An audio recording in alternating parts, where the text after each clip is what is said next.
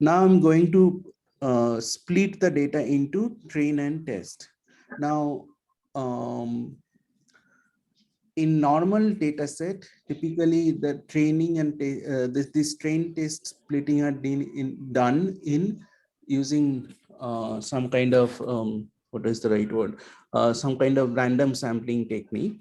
But here, since it is a time series data, so we have to preserve the time sequence. So that's what we are going to do. We are going to basically take the older data uh, as the for the training and the newer data for the testing. So 1 to 101, these first 101 rows we will use for training, because these are the older data from 1949 onwards. And then perhaps comparatively newer data, last like 5 years of data, uh, we are going to use for the testing. So that is what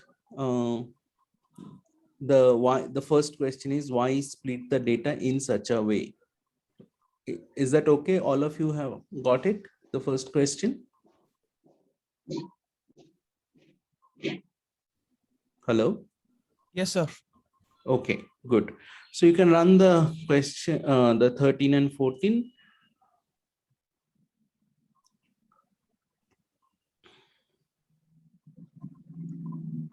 Okay. So it's just now you have two data frame. One is train and test. Train has 101 observation and test has the, you can see the train is up to 1957, maybe I think April, up to April or May. And then the test, if you run, or if you can just click the test, then yeah, up to 1961 and 19, and it starts after the 19. Yeah, if you go up, you can see it starts from 1957.417. So where the what is the right word? What is where the train stops? After that, the testing part starts. Okay. So what I did basically in the line 9, I created a new column called train and test. The first in this line, yeah, I created a new column. If you look at in this column, first 101 observation were trained, and then 102 to 143, these observations were kept for test. Okay. And then this train, and if you go to the ARP data in your data environment also, yeah, you see now I have created this another column, train and test. Okay, and the first 101 observation I marked, I flagged them as a for the train, and the rest of the, if you scroll down from 102 to 143, they are being kept for test. Okay.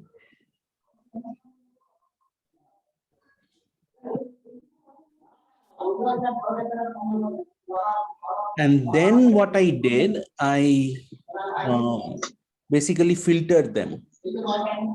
I just filtered them. I said that, okay, you go to the ARP underscore data. From the ARP underscore data, you take the train test,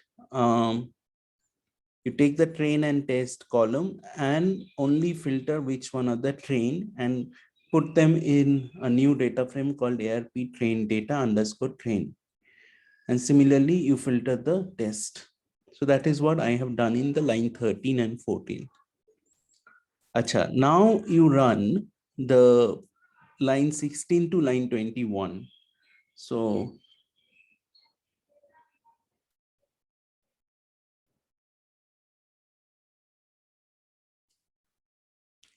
it just, I created a basically plot layout. Okay. So I said plot null, where we know nothing will be there. And then I said that, okay, in the X lim, so in the X axis, the limiter, minimum of the time and the maximum of the time. Okay. And then Y lim is the limit of the Y.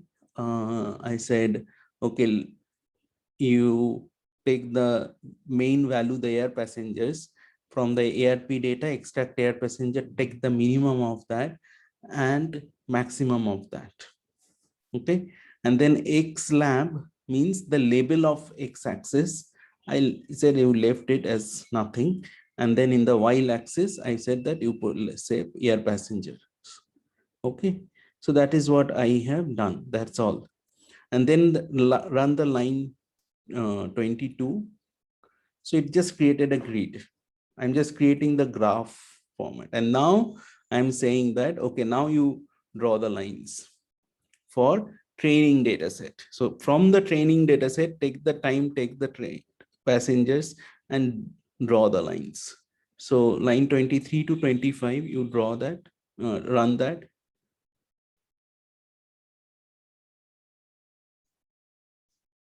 Okay.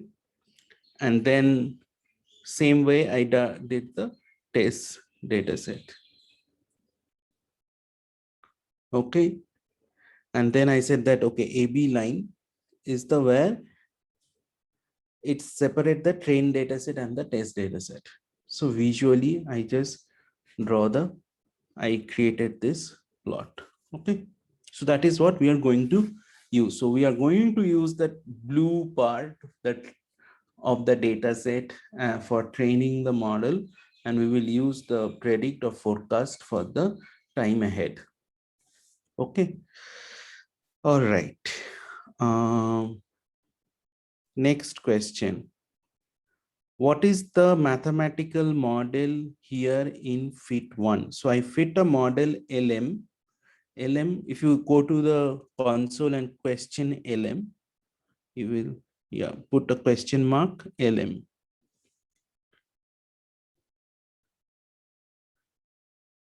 So fitting linear models, okay, or linear regression. So this is the description of this, and more detailed description you can write, you can read.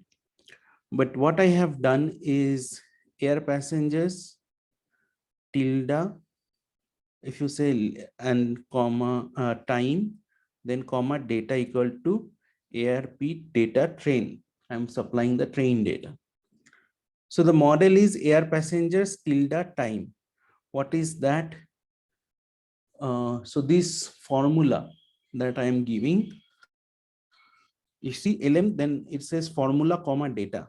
There are a lot of other things which I left as it is, which I have not provided because I just ran it on the default setup, most of the things. But the formula and data needs to be supplied. These are the compulsory things that you have to supply. The question is, what is this formula? I mean, there is a particular mathematical model we are trying to fit. Is it the linear regression thing? Why is the response variable here air passengers and the time is the independent variable? Correct. So what you can do, you can write a non-executable comment at the end of the AB line. In line 35, maybe you can put a non-executable comment. After that, in line 35, yeah, non-executable comment, you can say y equal to air passengers. Yeah. And x equal to time.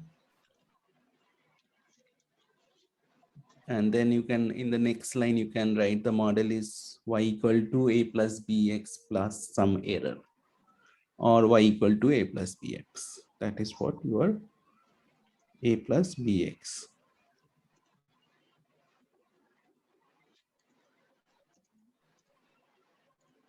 This is the model you are trying to fit. Okay. So you run the line 32, line 32.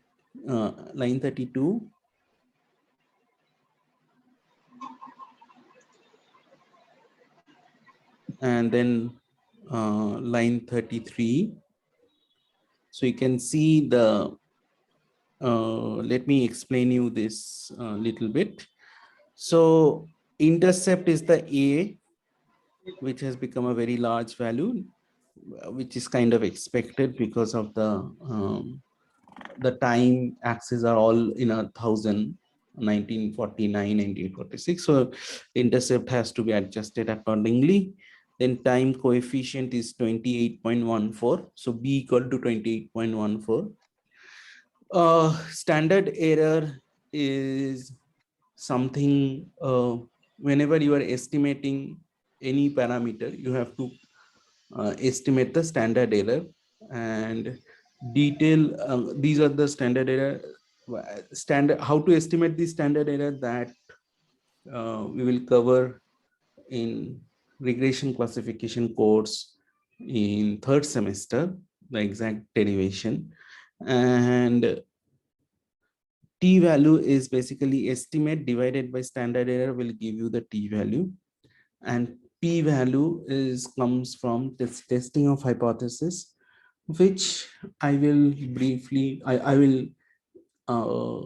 which I think Professor Ramoti has covered in his course, but at the same time I think in my mathematical statistics discussion also I will cover maybe once we start the testing of hypothesis. So this is, and one interesting thing is if you look at the multiple R square and adjusted R square, 0.8376 and 0.8359, it indicates that whatever the variability, total variability that you have in air passenger data set, 83% of that variability gets explained by simple linear trend. Okay, so that means there is a very, very strong linear trend is available, is there. All right. Next, anybody have any question up to Q2? All right. In the Q3, what is the mathematical model here in fit 2? Any guess? So it's a quadratic model. It is a quadratic model. Y equal to a plus bx plus cx square. Okay. So you can write it down. The model is y equal to a plus bx plus cx square.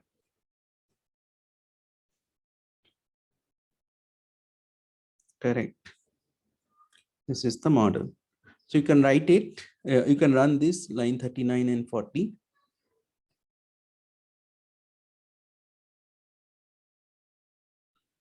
And you can see that now all the estimates are significant, though at a very, but the adjusted R square is mildly increased. It's not much, 83 to 84%. Okay. Acha. Then what I did in the line 43, can anybody tell me what I have done in line 43? Acha, did you run the line 34?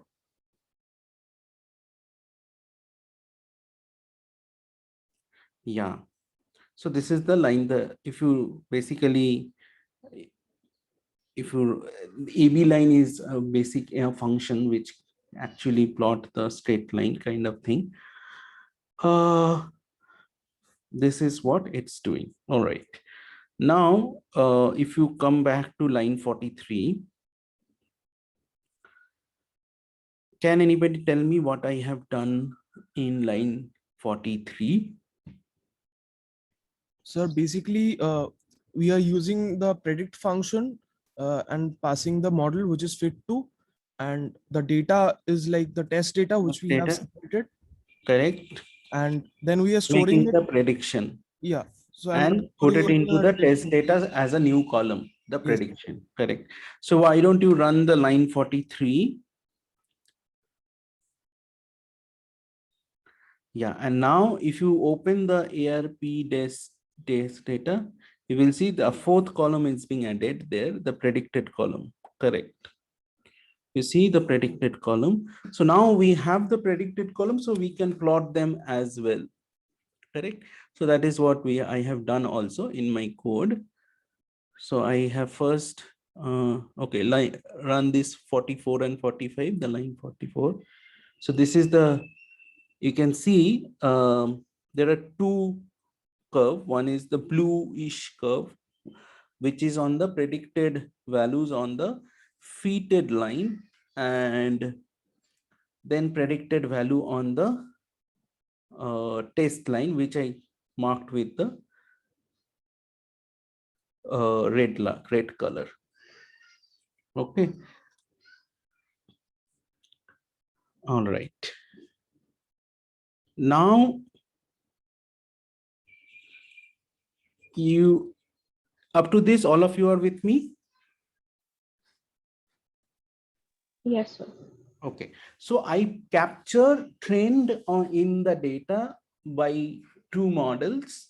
One is the linear trend, another is the quadratic trend. Okay. Now question 4, why am I creating these variables in the below? Omega equal to 2 times pi, and then I have created this ARP data S1 sine omega times ARP data dollar time, and then C1, which is cos. So if you run the line 50, 51 and 52, and if you go to the ARP data, you will see two column I have created. Okay, this two column I have created. Can anybody tell me what is the purpose of creating this column? Sir, because we want to include sine and cos components, that is because we see a seasonal fluctuation in every year. Correct. And So there is- basically we want to model the seasonality. yeah, so there is a rise in the air passengers in the later parts of the year. So, and since these are cyclic in nature, so using the cos, sine and Correct. cos functions would be apt. Appropriate. Correct. So okay, go to the code. Yeah. So basically we want to model the seasonality in the data. So for that, what I have done, I have created this sine cos function, but these sine and cos function is a function of what? Time. Time.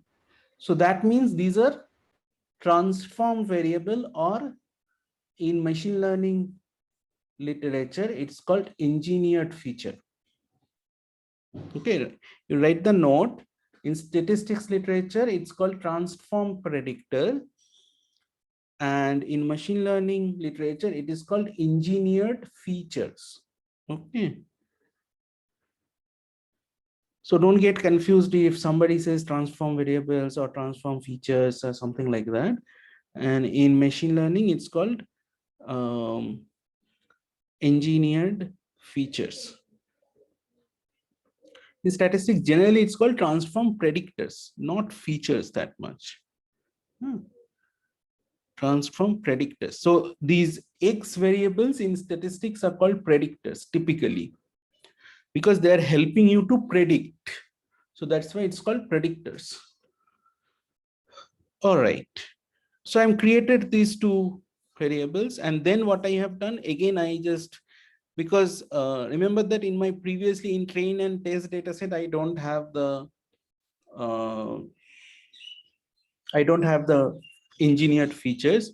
So again, I in line 58, 59, I just updated my train and test data set with the filtering. If you run this, now you go and check. So this is the now all train with all the seasonality variable, also two seasonality variable of S1, C1, and you go to check and test. Now you see test data set, we had this spread variable from the linear trend, right? Or quadratic trend. Now it is gone because we have overwritten over the overwrite the data set. So that's why it is gone now. Okay, so don't get confused that why it is not there, because we just overwrite the thing. Acha, Q5. What is the mathematical model we are trying to fit using LM in the below? Okay. Are you visually satisfied with the modeling effort? Okay, fine. So can you tell me what model we are fitting here in fit 3?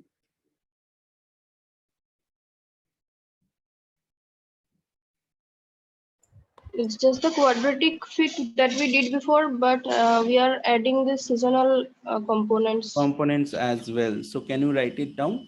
So y equal to, it will be like, go to, yeah.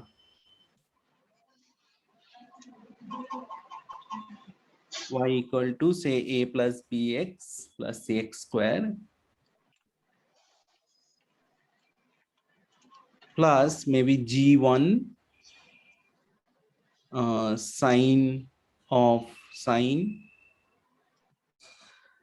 maybe w times t plus maybe h1. I think your tab,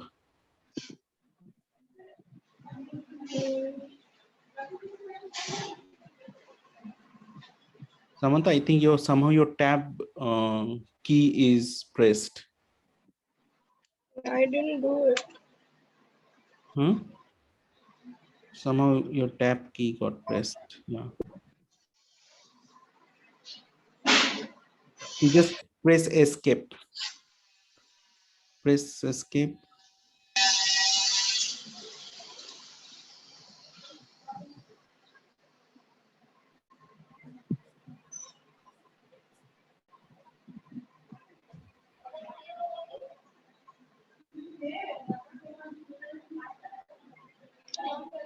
Or you may enter. You try enter. It's kind of hanged. Oh, okay. Now it is better. Make a backspace.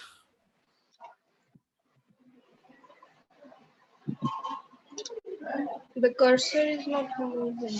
Oh, then your system got hanged.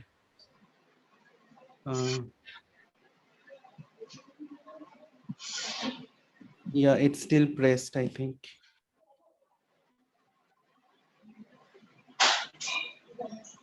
So you pick out the tab key first. Somehow your tab key got pressed.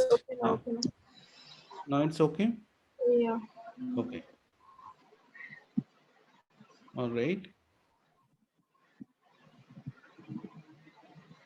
Yeah. So yeah, same problem. I think it's problem in your keyboard, perhaps. Okay.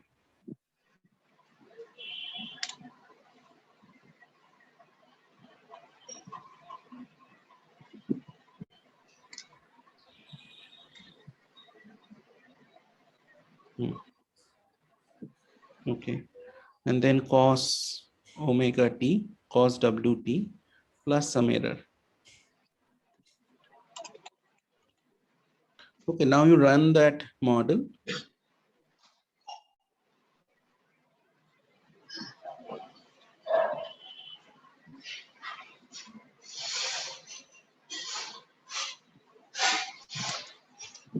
Okay, now you run the summary. Okay. Now you see most of them are still significant, highly significant, and adjusted R square where previously 84%, now it has gone up to 92%. So that means almost 8% jump we are seeing just adding sine and cos and one terms of sine and cos. So that means seasonality, strong seasonality is helping us to improve the model very strongly. All right. So again in line 69 we are predicting it. So you just run the prediction And then we are drawing a new plot, because if you make too many prediction on the same thing, so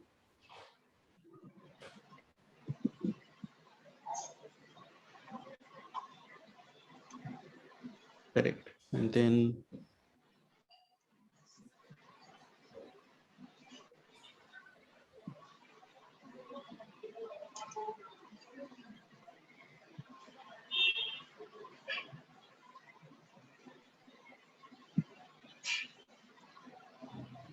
correct.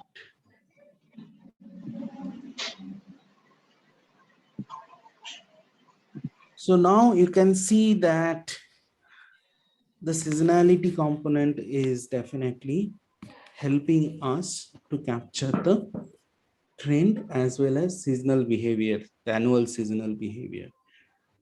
There was additional question. Are you happy about the fit? There is an amplitude mismatch. Exactly. Though there is an amplitude mismatch.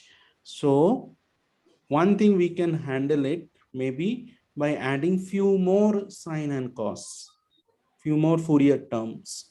So I tried here with sine 2 omega t cos 2 omega t, the same thing.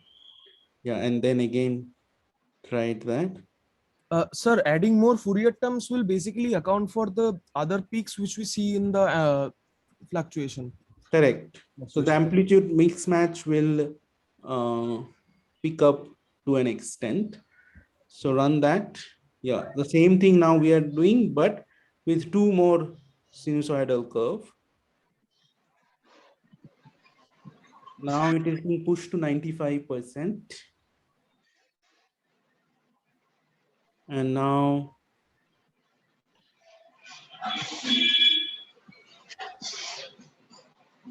if you run the, yeah.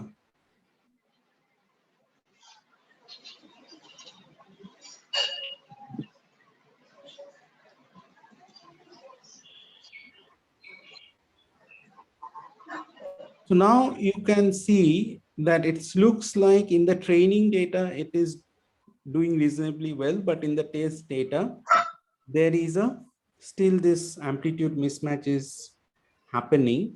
So it is picking up the seasonal behavior, but amplitude mismatch is happening.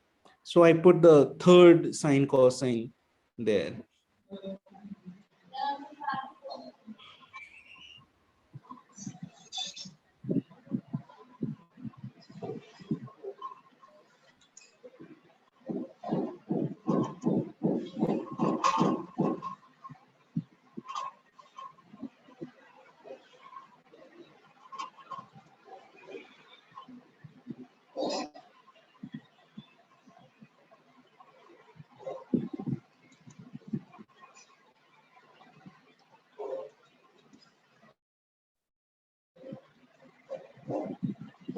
Okay, but see, adding sine cos is not really helping us.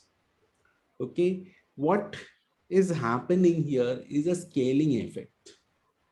Okay, and this scaling effect is more like if you is more like exponential in behavior. So that's why I have done. So all the effort were on the right side of the my effort was on the right side of the equation. Like I was trying with the more engineered features. I was trying trend, and then we can try more engineered feature and all these things, but everything on the predictor side. Now what I have done in the last sixth and the last model, if you go down, you see in the there is a different take I have taken. Can you tell me what I have done here? Slightly different. It's addition of step here. Step will only help us in feature selection, but more. Yeah, log. Yeah, so I took a log transformation of the direct target variable or dependent variable. Okay, so What is this a step doing? step is basically doing a stepwise feature selection. So if you run it, you will see that all the features that you have in your model will not be included. Some of them will be dropped. And now you try summary fit 6. Now you maximize that. You see C3 is being dropped. Then some of the sign cost sign S1, C1 there, S2, C2 there, but S3, C3 is being dropped, right? Because stepwise selection figure out that if I put C3, the model is not performing the best. Okay, so it dropped the, so it's, there is a something that, so you can drop some of the features and figure out if there are features which is not helping you out, you can drop them from the model, and that is called variable selection or feature selection. Which feature to keep? If you keep adding features, that will make you a very top heavy kind of model. You don't want a too complex model. You want a some sort of lean model, and stepwise selection help in that direction. So now, Sir, yeah. How does the model justify which feature to select and which feature to drop? That's a different algorithm. That's a complete different algorithm that runs in the back end, and that algorithm It uses AIC, I guess. That algorithm will be discussed in your regression classification course, or I don't know if Professor Madhavan also covers, probably he does some feature selection. I don't know, I have to check it with him. But definitely in the regression classification course, we will cover it. Okay, so there is something called AIC, Archaic Information Criteria, that are being used. Also, I think this one uses the R uses the AIC algorithm. There are some chi-square based tests also, which are also being used for feature selection. So, yeah. So, okay, and then 170, you run the 170. So I had to take this e to the exponent because I took that log transformation, so I had to do the e to the power thing. Yes, so because my prediction will be in the log scale, because I have done the modeling in the log scale, so my prediction will be in the log scale. The predict function will give me in the log scale, so I have to convert it back by taking exponent.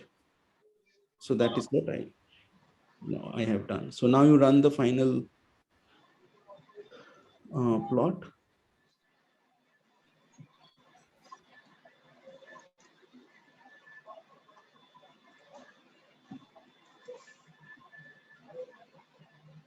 Now you can see it is doing far better. It's missing some of the behavior of the thing, but still you have captured the entire thing completely. Okay.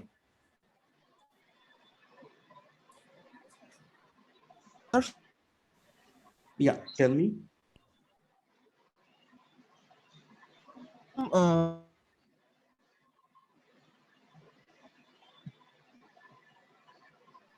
Is there any specific reason for that, or just like you missed it? Can you repeat your point? Your things got a little bit garbled up. Hello?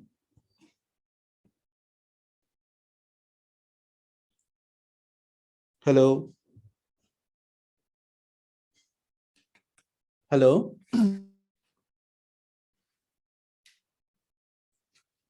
Can't hear.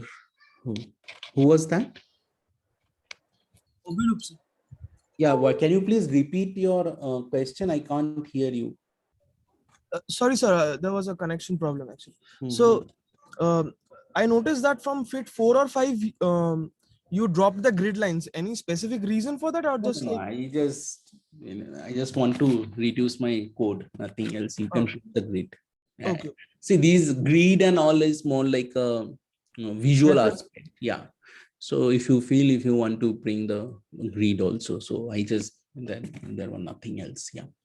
Okay. So did we take logarithm of the data for scaling, data scaling? Yeah, that is what we did in the logs in the last model, right? We took the log in the look into the model. You took the log of air passengers, right? Yes, yes. That is what we did. So my model, if you, Samantha, can you write down the model? That will be, the model will be like non-executable comment, log of y. Yeah, log of y equal to a plus bx plus cx square plus all the sinusoidal terms, like, yeah,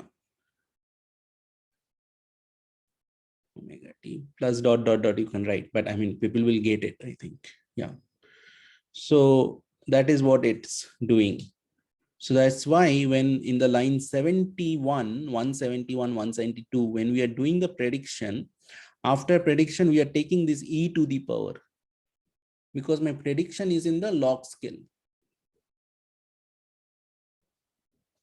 Okay, so that means two things, that this air passenger increase not only have a trend and seasonality, also during this period of 1949 to 1960, the air passenger travel was increasing in some kind of exponential rate.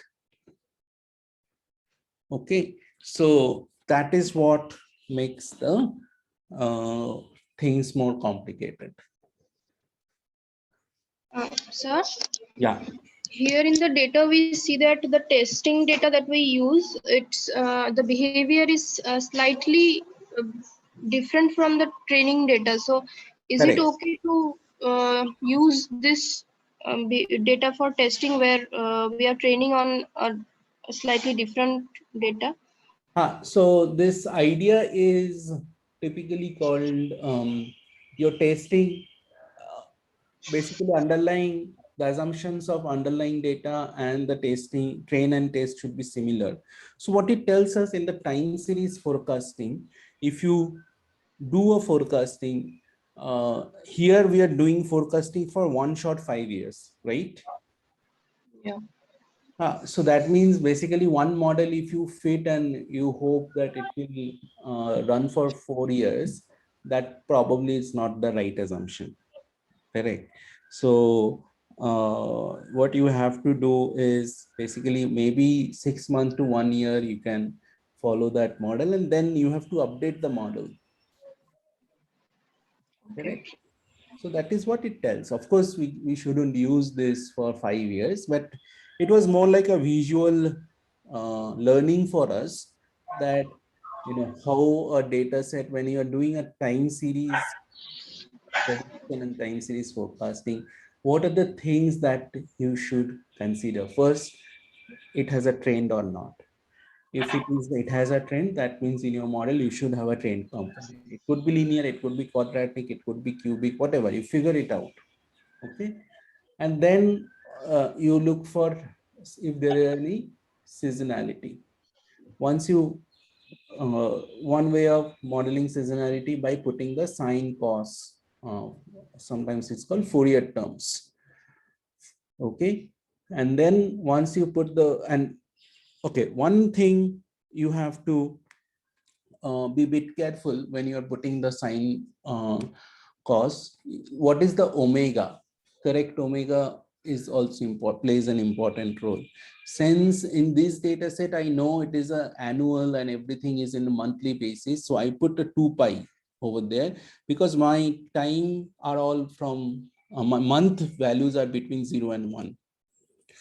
1949, but then 1949 to 1950, all the month time points are between like increment of 0.080808.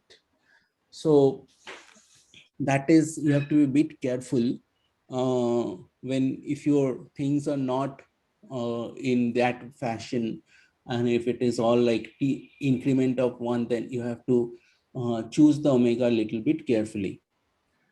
And then finally, you have to look for if there are any exponential increase or not. if it is the increasing of exponential, then you have to take a log transformation. And here log-based E transformation has worked, but not necessarily log-based E transformation will work. You may have to try log-based 10 transformation or log-based 2 transformation. So depending on the problem, you may have to look for the correct log transformations. So these are the things you should take care when you are trying to do some kind of time series forecasting. Okay. Yes. And So, yeah, yeah. go ahead. What is this fit 1, fit 2 up to fit 4? It's list of 12, but from fit 5 onwards, it's list of 14, 13. Why is it that? So basically, all right, if you go to console, I don't know, it might have given, maybe I have added some step function, and because of that, some new step things have come and is being added. So you go to the console, write str, and write within bracket fit 2 or fit 3, give fit 2 or fit 3, and enter. So there are 12. So basically str stands for structure of the object. So what are the things that are being given? Okay. So and then if you write str fit 5, then I have to check what are the things that is there.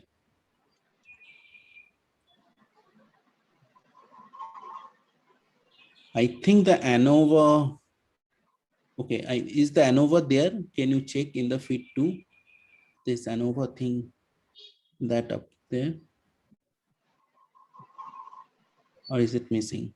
Looks like it is not there. So ANOVA, because of this step function was added, they have done some ANOVA testing, and that was added there. I think that is what is there. So Okay. okay, all right. Any question about this work? All right, let me share my screen. Yeah, so wait, I'll stop. Sure.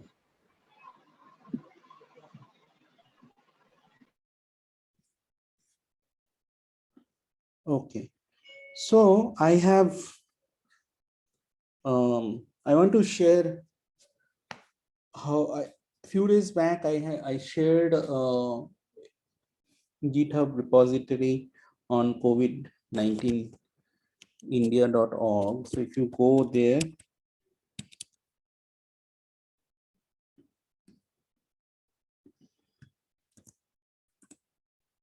so this is the API from where you can pull the data. Okay, different kind of data set, time series data set, state-wise, district-wise, state-wise daily, all kind of, then ICMR lab state-wise, vaccine doses administered state-wise, COVID vaccine data state-wise. So all these informations which are available are there. Also, they have provided the real raw data also from which is much more cumbersome. So from here, I have taken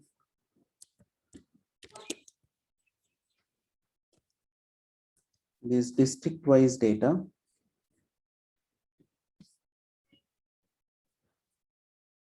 And if you go there, and this is the district-wise data, it has about 248,095 observations, and every day when you will pull, you will see this number of observations is increasing. Okay. I think the district-wise data is, I'm not sure how big the data is.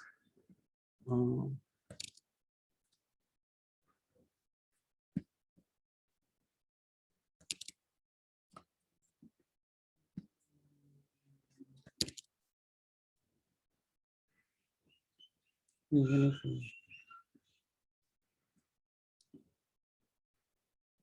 it's very small, actually 65 KB.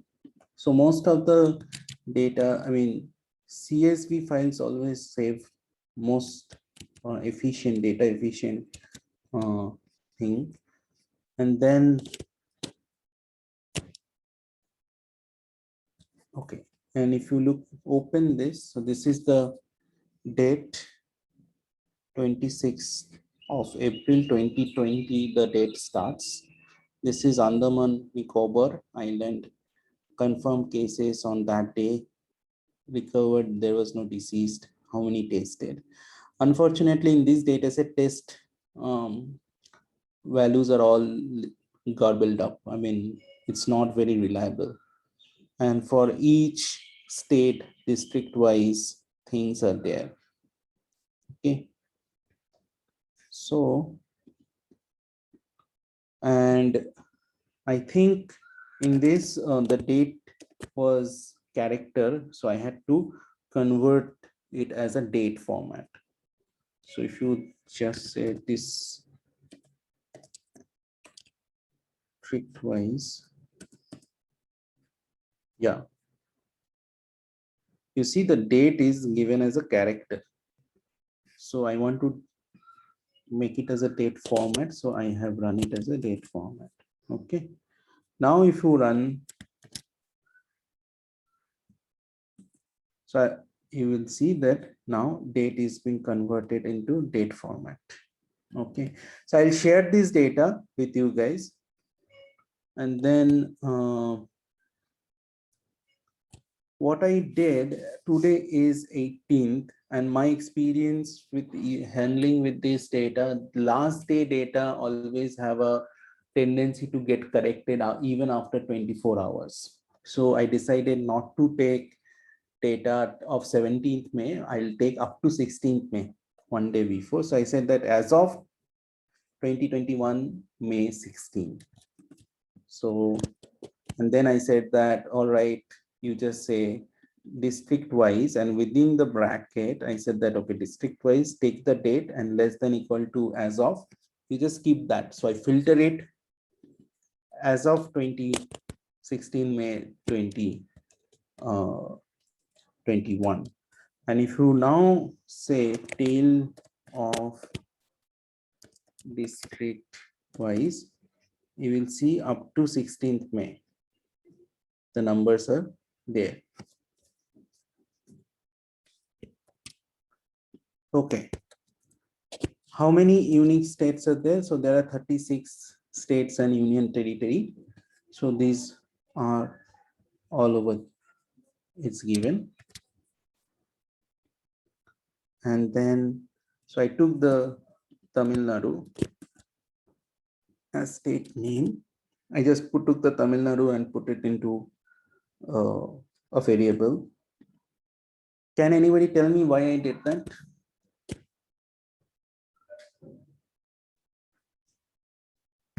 So to filter only the Tamil Nadu data. Correct. But I could have write the Tamil Nadu here also.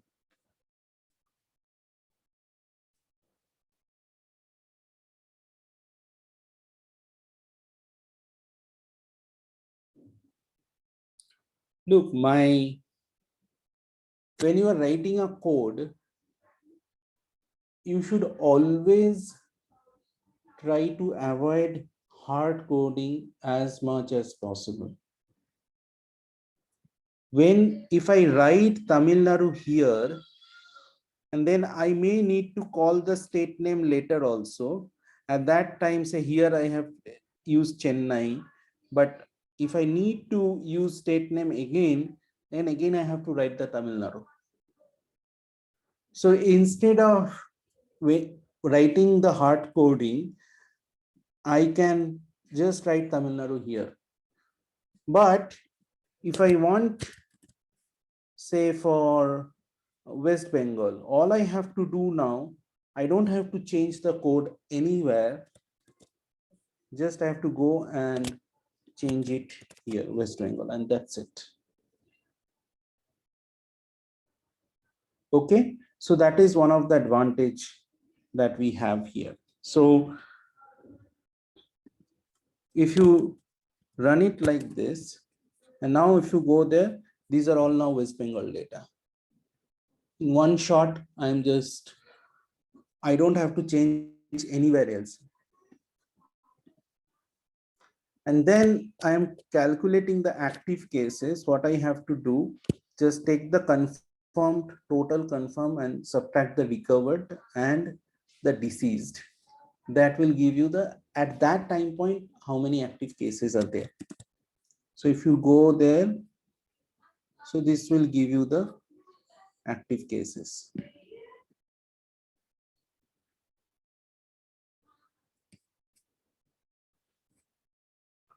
Okay.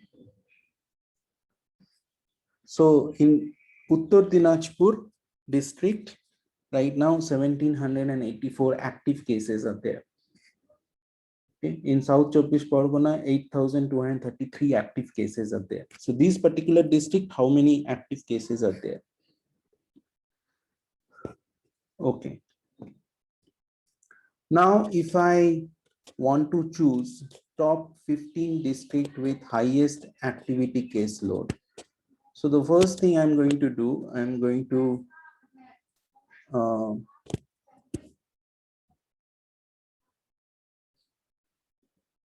here I have just taken the this one. So only the 16th May, on the last day, data I just filtered. So these are the filtered. So on as of 16th May, on the 16th May, these many active cases are there. This many active cases are there. This many active cases are there. So that is what we are getting here. And then what I have done here, I said, all right, you order them by the active cases. You sort this data set by active cases. So now if you go there, North Chowbish Pargana, 24 Pargana have 26,000 active cases. Kolkata has 25,000 active cases. South 24 Parganas have 8,000. Howrah 8,000. Hooghly 7,000. So I got the top active district which are active, which have the highest number of active cases. Now, top 15 district, there are about 36 districts are there. How many districts are there? Let me just check it out. Oh, sorry.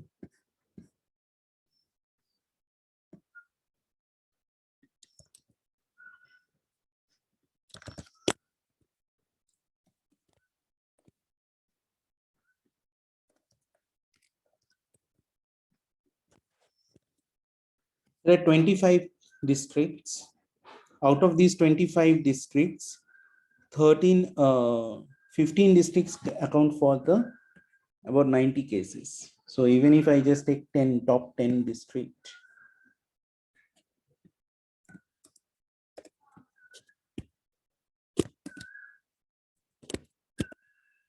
that will account, the top 10 district account for the 80% of all active cases out of 25 districts. So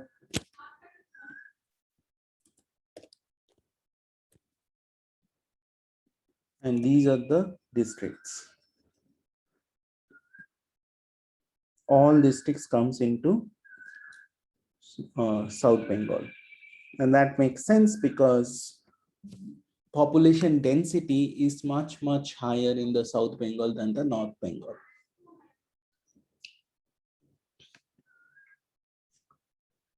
So let us take district name. Now here what I have done, you can see I have taken the district name as South Chowbish Pargana, and sorry,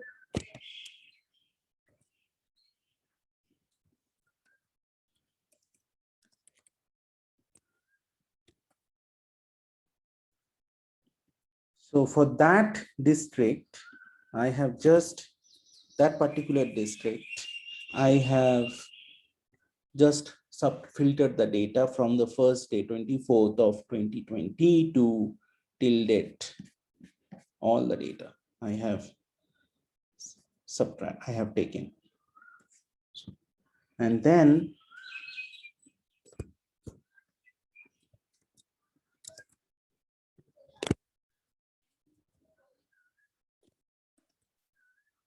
so it is created this, and then if you just put the line. So these are the cases that we are seeing right now.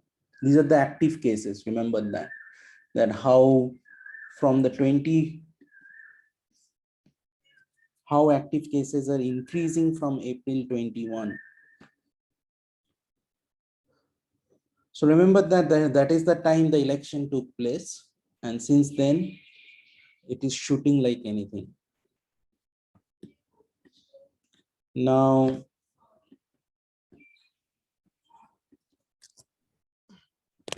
Sir, so what is this options thing doing? I'll tell you.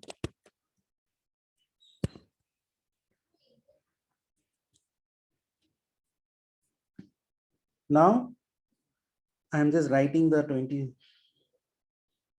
Farganas. I said the cases in log scale, but actually they are not in the log scale, they're in the original scale, and eventually I put the log scale.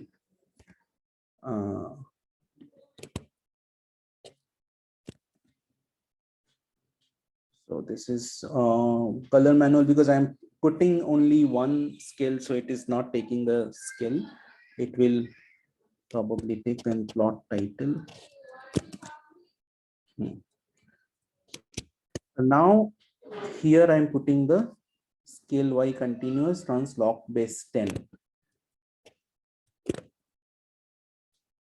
So log base 10 is always helpful because it tells you that how fast it is going from 10 cases to 100 cases to 1000 cases.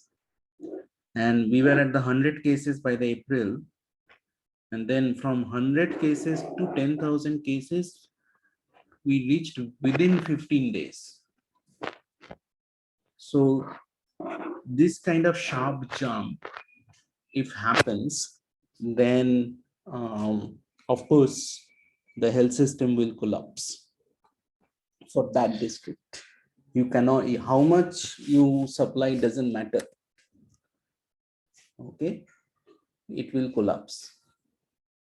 Because remember that our health system always have a capacity, certain capacity. Even remember that even Italy's health system was collapsed. Okay, Germany's health system was collapsed, and they had there in Italy there was a time, if you remember, in the first wave, there was a time when they had to take a decision who will get the ventilator, who will not get the ventilator. Even the developed nations face that situation, and we have far less health care system. Like, they have maybe, typical healthcare system in developed nation, there will be 20 beds on an average, 20 to 30 beds per 1,000 population. In India, it is 1 bed per 1,000 population.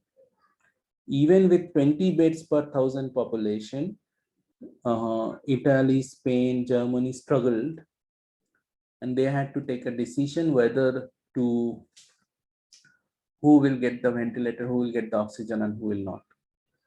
And we have far less healthcare facility. Yet, I didn't catch that. Okay. So this is this is how you typically plot the data. And for most of the time, we will see this kind of drops. in this kind of thing. But one thing you have to do, if you want to compare, say, South 24 Pargana with another district, let me see which district we can take. Say Howrah. Can I just take the active cases and plot them on the same graph and compare them?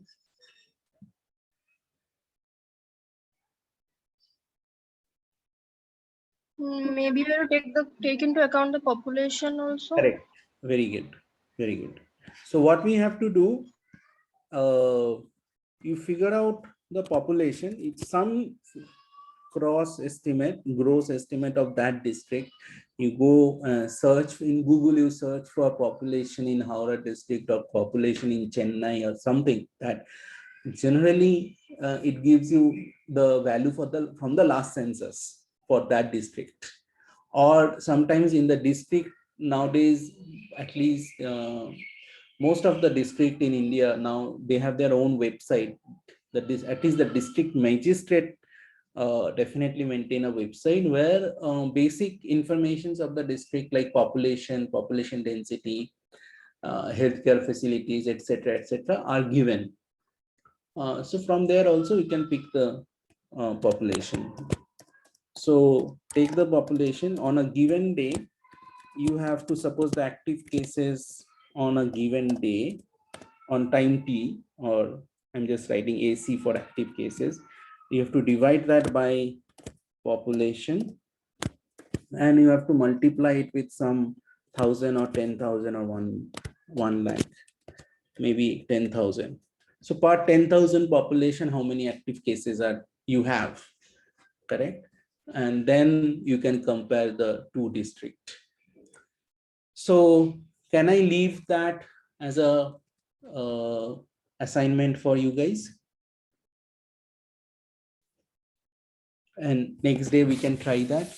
So, and then you have to figure out how to, so maybe you take two district, adjacent district, okay, from your area, wherever you are living in, so your district and the district next to you.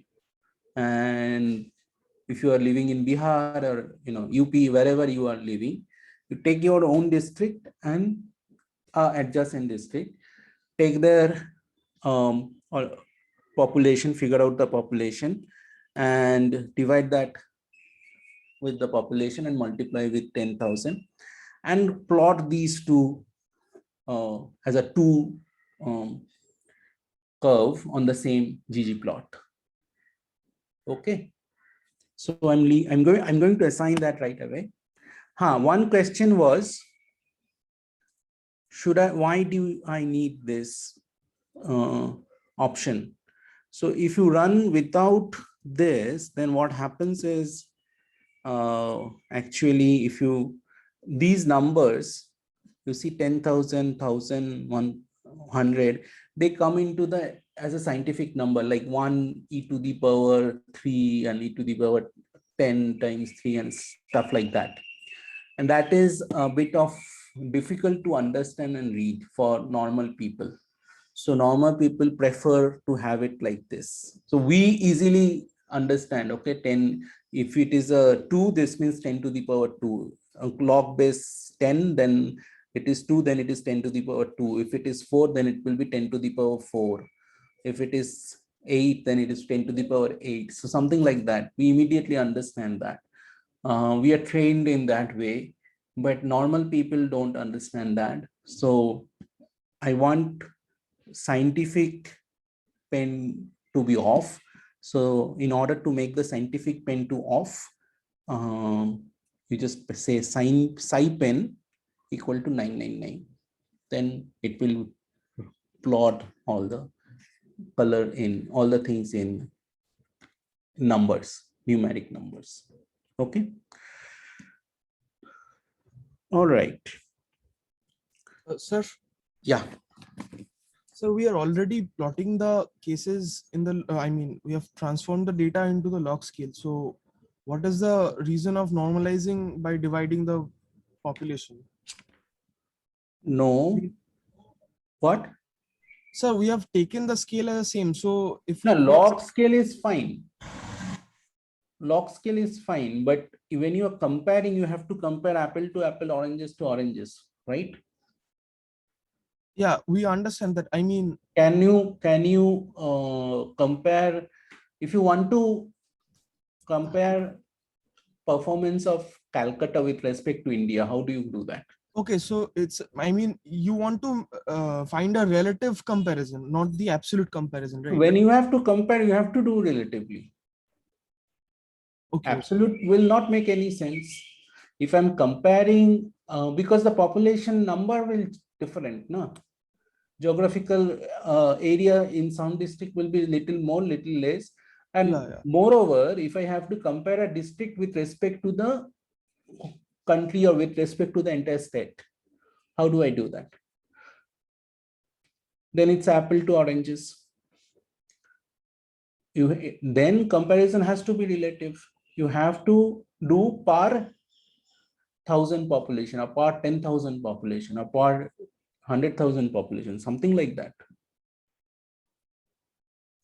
Okay.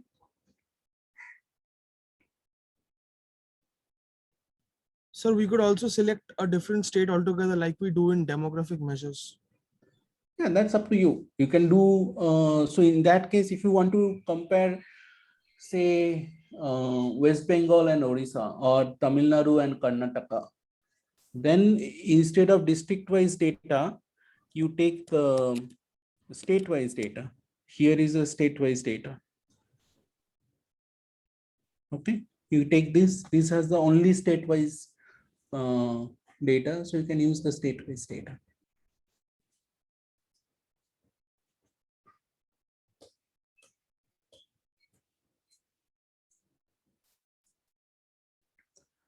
All right.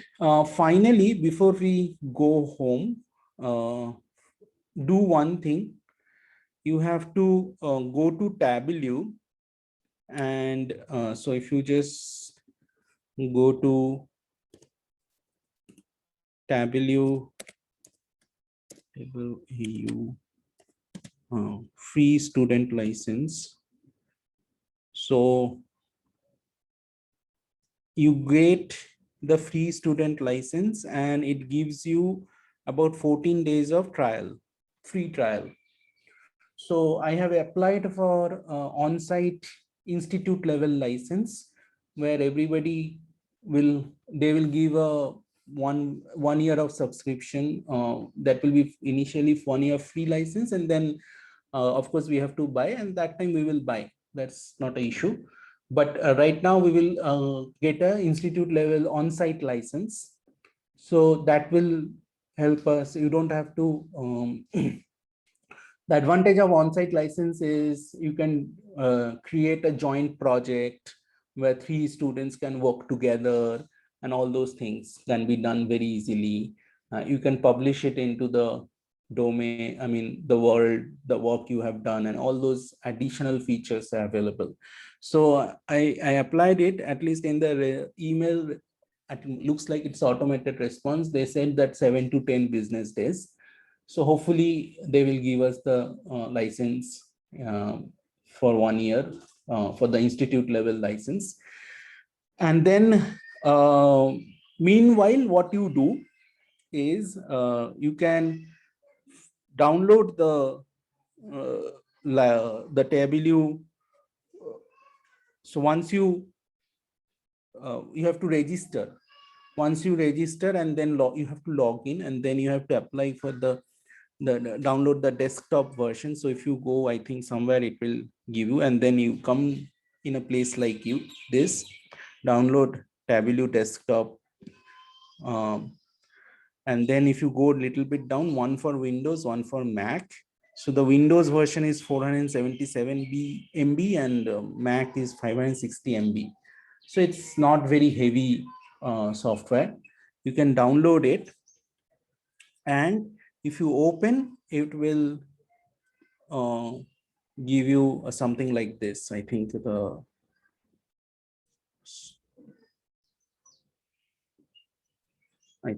if you go there and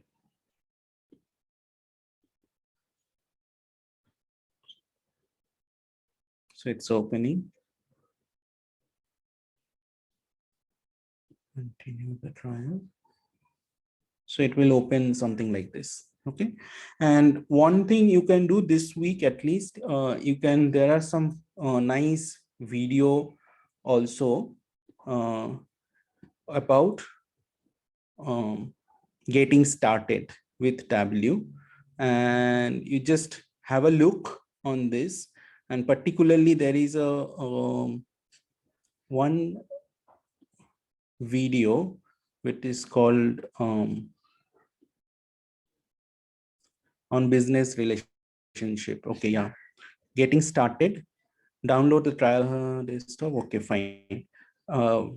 Video on relationships, which is basically the different relationship between the data and all these things, and that it has also, it provides the data.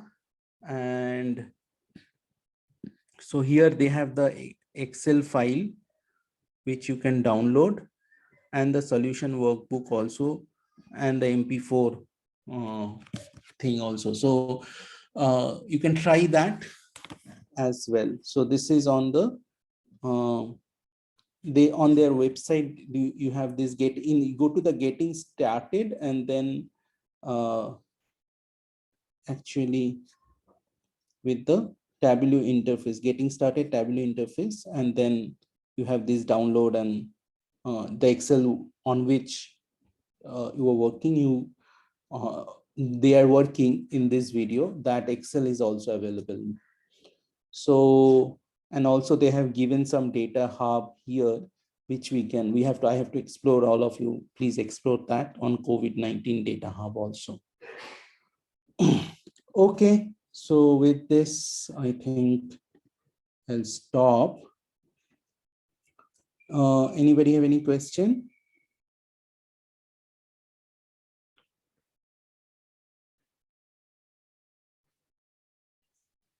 Can you please take course on Monte Carlo method? I will do sometime. Definitely I'll do. I'll think first. Yeah, probably I'll do sometimes. Yeah. Okay.